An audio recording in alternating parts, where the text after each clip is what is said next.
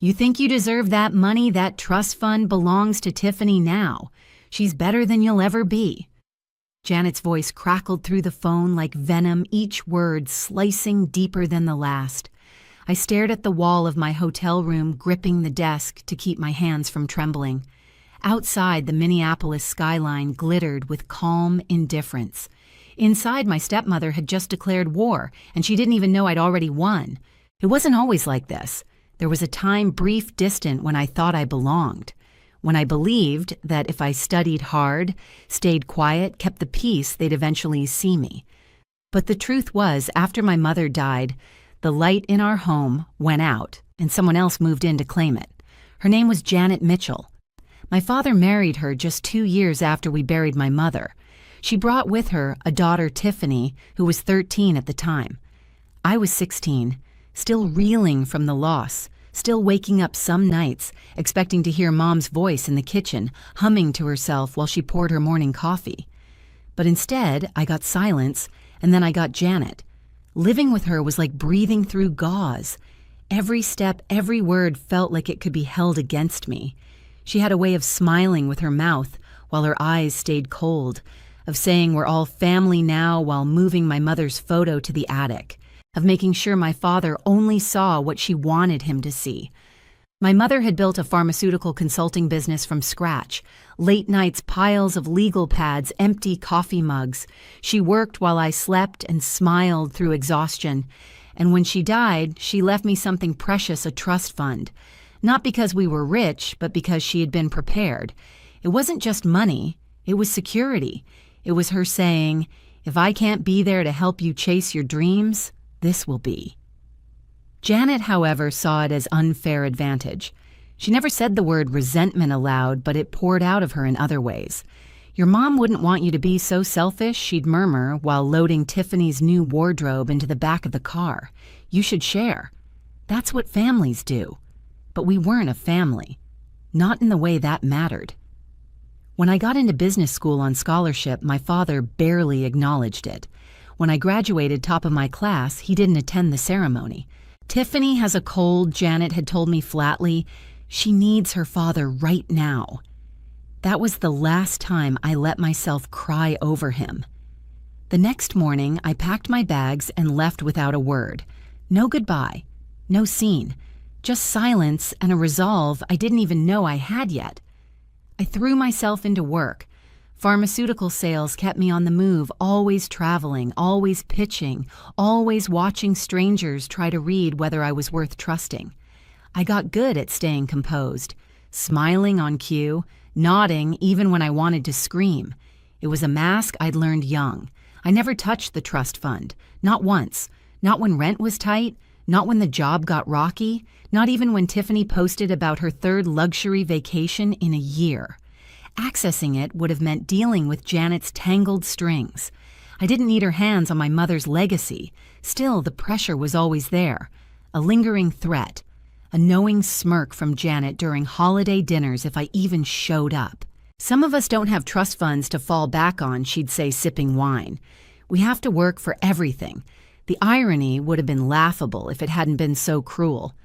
But 6 months ago, everything changed. I was sitting in an airport lounge sipping burnt coffee before a flight to Denver when my mother's lawyer, Mr. Harrison, called. His voice was calm but serious. "Gabriella, I thought you should know. There have been inquiries. Someone's trying to gather information about your trust, not legally, quietly. I didn't have to ask who. I already knew." Together, we spent the next weeks putting layers of protection in place, legal safeguards, alerts, digital logs. I signed updated documents in person. We agreed on protocols. I left nothing to chance. That's what Janet never understood. I may not have fought back then, but I was my mother's daughter, and I had learned how to prepare. So when the call came tonight, Janet smug and gloating, telling me she'd emptied the trust to pay for Tiffany's wedding and house, I didn't flinch. Because I'd already seen the move coming, and I had already placed the pieces on the board. She thought I was still that quiet, grieving teenager. She had no idea I'd spent years sharpening every edge she'd left in me. And now I was ready.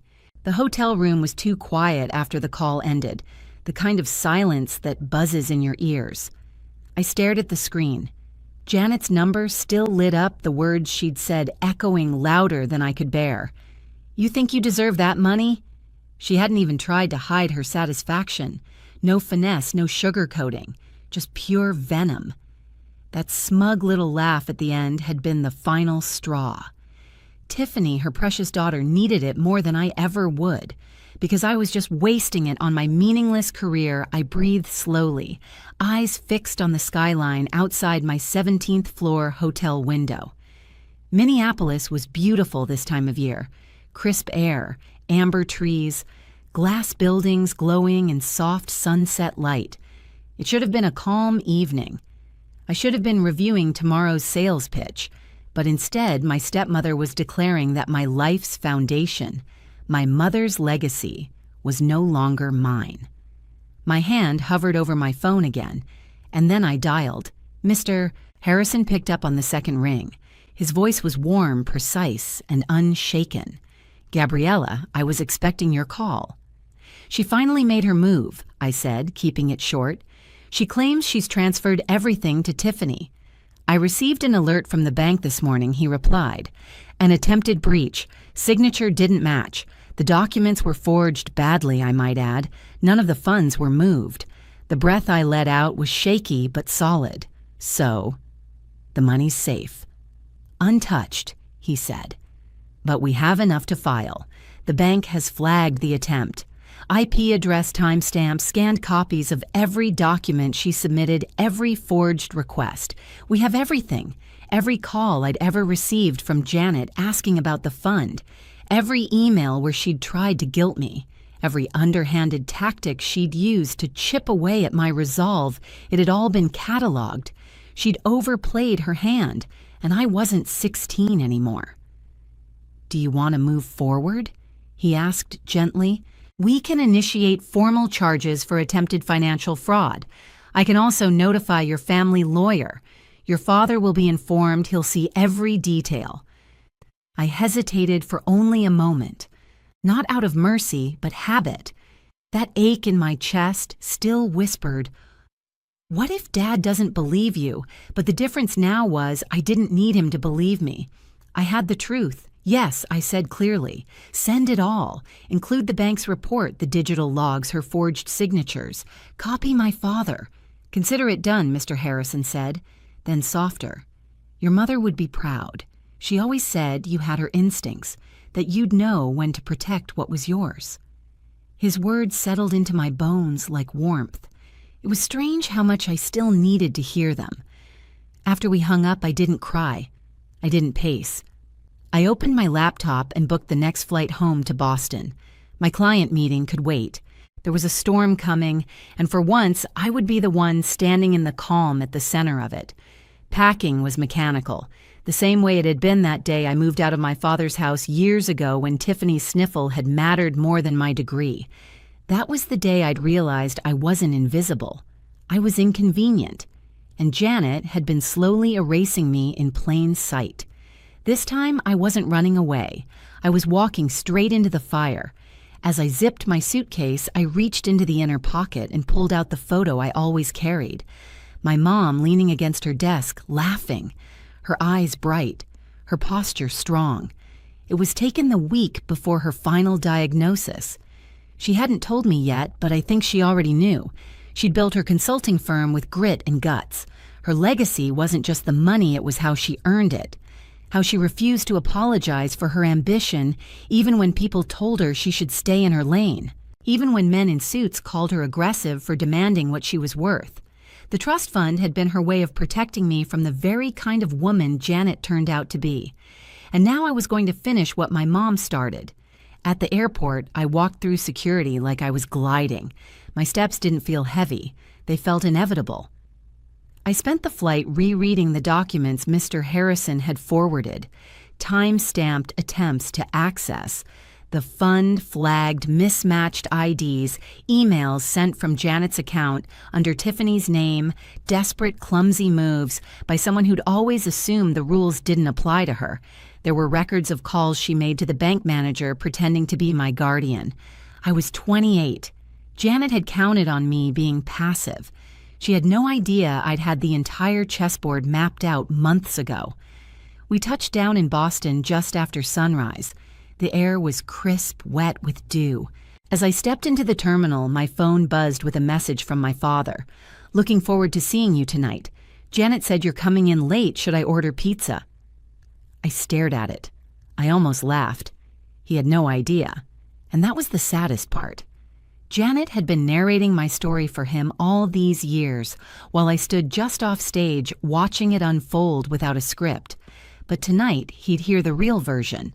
Not from a lawyer, not from a bank, from me. I sent back a simple reply. "Actually, I'll be there earlier than expected. We should talk." The house looked exactly the same.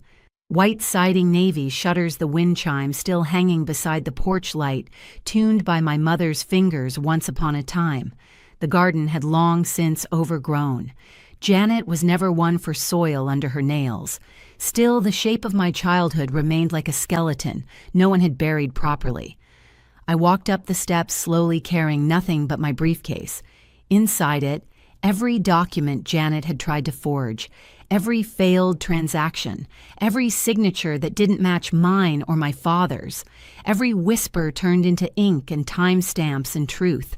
I had texted my dad from the airport to say I'd be arriving early.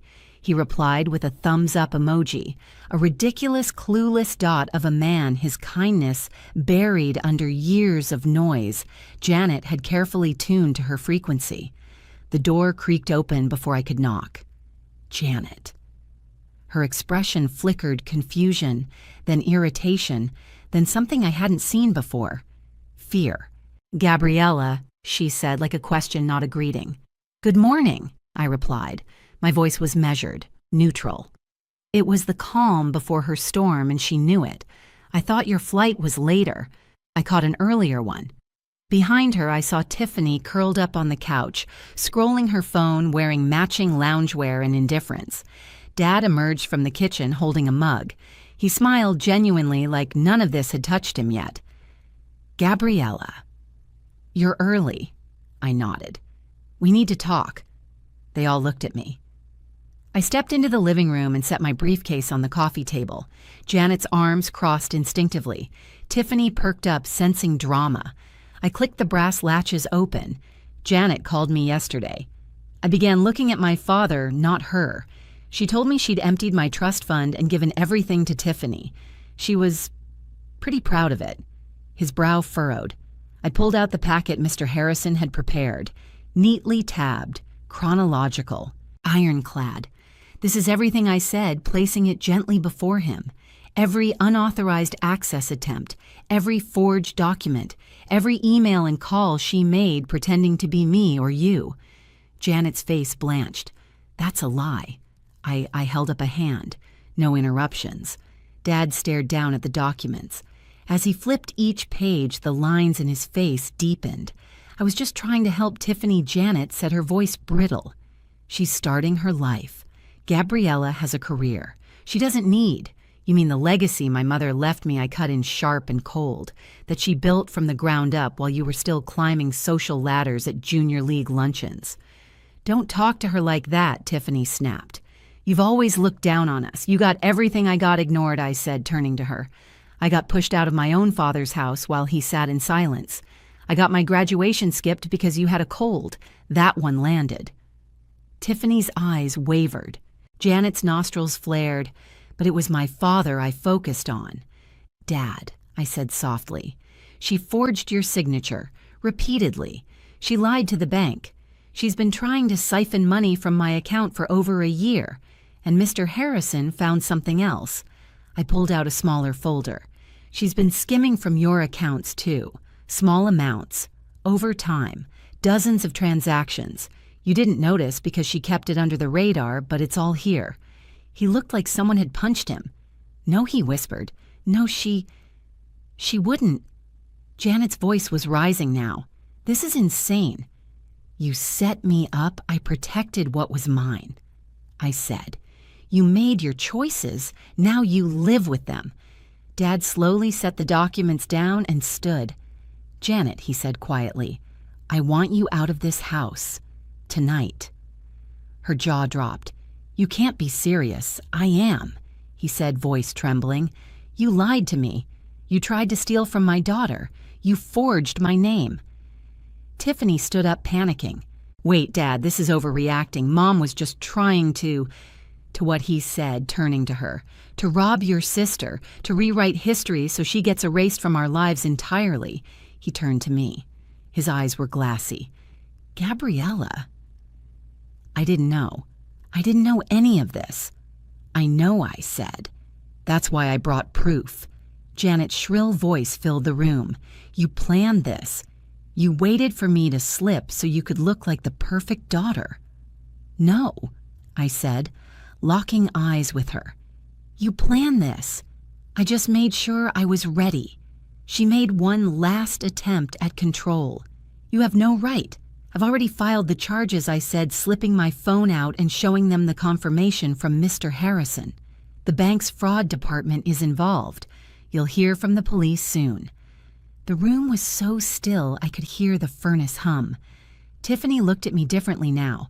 Less hate, more confusion. She realized something. This wasn't just me lashing out. This was years of silence, years of quiet, of survival. And now the truth was louder than anything Janet had ever whispered. The silence that followed felt like a lifetime. Janet's chest rose and fell as if she were trying to summon some final line, some twist of manipulation that would bend the room back in her favor. But it didn't come. The paper in my dad's hands said more than she ever could. It laid bare everything: her lies, her theft, her calculated war against a dead woman's legacy. "This is a mistake," Janet choked out finally. "We can talk about this, right? You don't want to tear this family apart." My father didn't move, didn't speak. He looked at the documents again, at the totals quietly drained from his account, the requests submitted in his name to access my trust fund, the timestamps matching hours he'd been at work or asleep. I think he said slowly, "You already did that." Tiffany's arms crossed as she hovered near the doorway, her voice quieter now. "So what, you're just gonna throw us out over some money?" I turned to her, leveling my voice. "It's not about the money, Tiffany. It's about what that money represented. It was my mother's work, her foresight, her final gift to me. And Janet didn't just try to steal it. She tried to erase everything that made it matter. She was just trying to make things fair," Tiffany said, but her tone had lost its conviction. I looked at her for a long moment. "Did you know?" Her eyes darted. "No, not exactly. I mean, she always talked about how unfair it was, how you never helped, that you had a safety net and we didn't." Her voice cracked.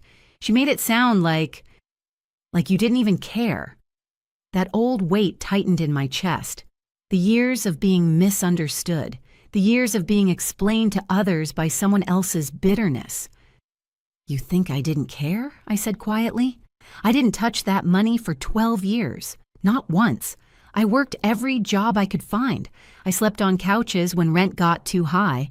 I stayed out of your way. I didn't ask for anything." Tiffany swallowed hard. "I was 16 when Mom died, and instead of getting support, I got Janet. She moved her things into my mother's closet, took down our family photos, told me I was lucky to even be allowed to stay." My dad winced. I tried to believe we were a family. I continued. But it was always clear I was the ghost in this house, and Janet spent 12 years making sure I stayed that way. Janet stepped forward now, rage peeking through her carefully rehearsed expressions. "You ungrateful, I filed the report already," I said coldly. "Mr. Harrison is handling everything. The authorities will reach out to you." Dad turned to her slowly. "You need to leave Janet, both of you." "You'll regret this," she hissed. "No," he replied, voice flat. "I regret not seeing it sooner." Janet stormed off, stomping up the stairs to pack. Tiffany hesitated. She looked between me and Dad, uncertainty flickering behind her eyes. Then she followed. The door to her room clicked shut. I stood near the window, breathing in the space. The furniture was the same, but something had shifted. I could feel it in the way the light moved across the floor, the way the house exhaled for the first time in years. Dad sat down on the couch and rubbed his face with both hands. I really didn't know, he whispered. I know. She told me you wanted nothing to do with us, that you'd taken your mother's money and left, that you were too proud to help, too selfish. She lied. I see that now. His hands trembled as he picked up one of the documents again. You must have hated me. No, I said, almost surprising myself. I missed you, but I couldn't fight both of you. Not back then. He looked at me like he was seeing me for the first time in over a decade. I'm so sorry. It was the only thing I'd ever needed to hear. That night, Janet left in a fury. Tiffany didn't speak to me. She walked past me with her suitcase, her face a mix of confusion and humiliation. She wasn't the villain, but she'd been complicit. Whether she realized it yet or not, she'd have to sit with that. The next day, Dad forwarded me an email from his attorney confirming he'd started divorce proceedings. You were right to walk away, he wrote in the message body. But I hope we can both start walking back now. It would take time to rebuild, time and intention. But the fog that had clouded this house was lifting. For the first time in years, I felt like I could breathe. In the weeks that followed, the dust settled, but the echoes lingered. Janet tried to play the victim, of course. Her lawyer sent a tone-deaf letter accusing me of entrapment, calling the trust fund family property. But the bank's records told a different story. So did the forged signatures, the timestamps, the voice recordings of her calling under a fake name. Her story crumbled before it ever made it to a courtroom. Mr. Harrison handled the entire case with surgical precision. I didn't have to lift a finger beyond the initial report. Janet was charged with attempted fraud and financial exploitation. She accepted a plea deal to avoid jail time, but the court ordered restitution every cent in damages, plus legal fees. More importantly, she was banned from managing any financial accounts for the next 10 years. A fitting consequence for someone who thought she was entitled to rewrite legacies with a pen and a lie. Tiffany reached out to me in an email 2 weeks later. It wasn't long, but it wasn't cruel either. I didn't know she forged documents. I thought you just didn't want to help. I thought Mom was telling the truth. I guess I didn't question enough. I'm sorry. I didn't reply right away. What could I say? That I understood? That I forgave her? Maybe I would someday. But forgiveness, like trust, is earned. And right now, I was focused on something else building, what my mother had always dreamed for me. Mr. Harrison and I sat down the following month to go over final paperwork. The trust fund was intact, every penny untouched, just like it had been since the day Mom passed. As I looked at the balance on the document, I didn't see money, I saw possibility. I saw late nights, coffee-stained contracts, and the determined eyes of a woman who had clawed her way into an industry that didn't want her there. I saw her. I want to use it, I told Mr. Harrison, the way she wanted me to. He nodded. You're ready. And I was. That fall, I registered my own business, Mitchell Strategic Consulting, focused on helping pharmaceutical startups streamline operations, navigate compliance, and build with integrity everything my mom once did. I signed the first client 3 weeks later, then another. Within 6 months, I had an office, a team of 4, and a waiting list. People didn't hire me because I had money. They hired me because I had scars, because I knew the grind, because I spoke like someone who'd lived in the margins, clawed out, and remembered every hand that pushed her back down.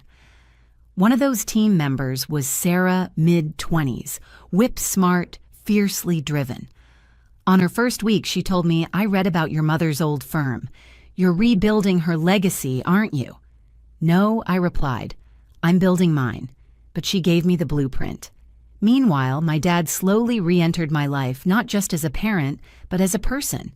He started joining me for lunch at the office every Wednesday. At first, the conversations were stiff, filled with pauses and awkward apologies. But over time, they softened. He told me stories I'd never heard, how he and my mother met at a pharmaceutical trade show, how she once pitched a $1 million idea while wearing a coffee-stained blouse, how she stayed up late drawing logos on napkins. She used to say you were like a diamond, he told me one afternoon. Pressure didn't crack you. It made you clearer. I smiled. She said that every time someone underestimated you. Sometimes we sat in the office's break room long after lunch, sipping coffee and going through old files he'd found in storage client pitches from my mom's first contracts notes, scribbled in the margins, even a few hand-drawn charts that mirrored the ones I'd made in school.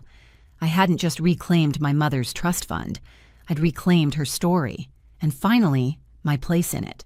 5 years have passed. Sometimes I sit in the corner office of my consulting firm now with branches in Boston, Chicago, and Seattle, and look out the window remembering the girl who once stood paralyzed in a hotel room, listening to a stepmother declare war over the phone. That version of me feels like someone else, someone quieter, more afraid, but I know she's still in here. I keep her close not because I owe her anything, but because she's the one who got me through it. Dad retired last year, but he still visits the office sometimes. He mentors the junior staff, especially the ones who remind him of me. He says it keeps him close to Mom. In some ways, I think it keeps him close to himself, too, to the man he forgot how to be when he was drowning in grief. There are no more photos of Janet in the house. Her presence has been scrubbed from the walls, the shelves, the spaces she once claimed as her own. My father converted my mother's old office into a reading room full of business books, photographs, and yellowed notebooks she'd scribbled ideas in. That space hums with her energy, like she never left. It was in that room not long ago that we found something I hadn't seen before.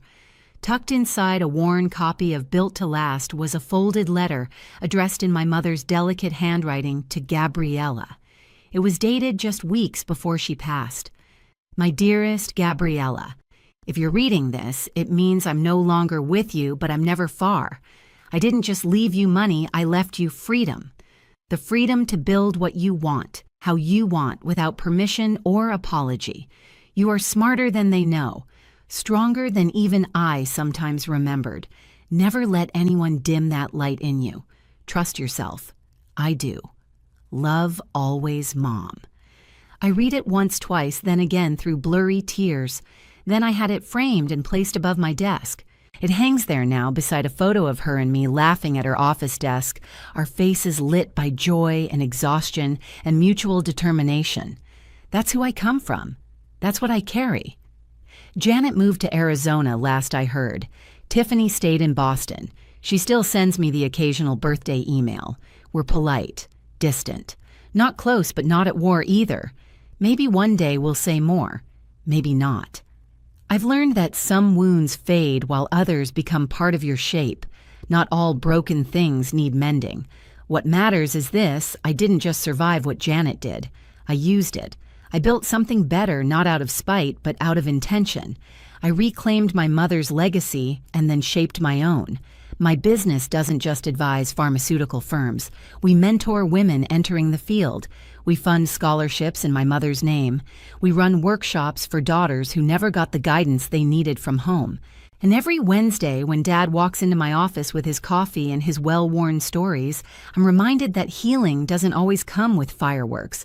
Sometimes it's just lunch, shared space, a second chance done right. Last week, while sorting through old paperwork, I found the original trust fund statement, the first one Mr. Harrison had shown me all those years ago. The balance hadn't mattered then. What mattered was what it represented: a mother's final act of love, protection. I placed it in a new folder labeled Legacy Initiated, because that's what this was. Not a story of revenge, a story of preparation and rise. And if there's anything I've learned, it's this. Sometimes the greatest strength isn't in striking back. It's in standing firm, waiting, and being ready when the moment comes. Have you ever been forced to protect what's rightfully yours against the very people who were supposed to protect you? Tell your story in the comments below. And if Gabriella's journey resonated with you, don't forget to like, share, and subscribe. There's more strength in silence than the world expects.